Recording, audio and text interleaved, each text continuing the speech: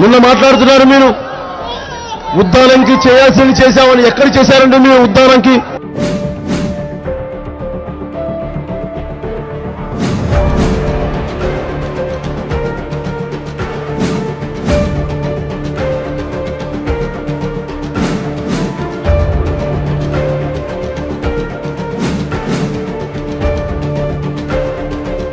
పాడేరు కావచ్చు, ఏ గిరిజన కావచ్చు, ఎక్కడికి పోయినా సమస్యలన్నీ ఒకటి ఉన్నాయి. అలాగే మన పాయకరావుపేటలో 30 పడకల హాస్పిటల్ నుంచి 60 పడకలు చేస్తామని చెప్పారు. మరి కానీ ఈ రోజుగా చేయలేకపోయింది తెలుగుదేశం ప్రభుత్వం.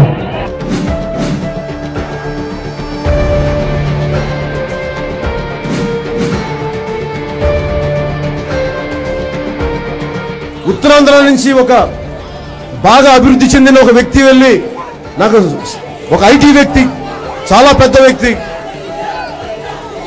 మనకి శ్రీకాకుళం నుంచి అడిగిన వ్యక్తి అప్లై చేస్తే వాళ్ళకి ఇవ్వలేదు.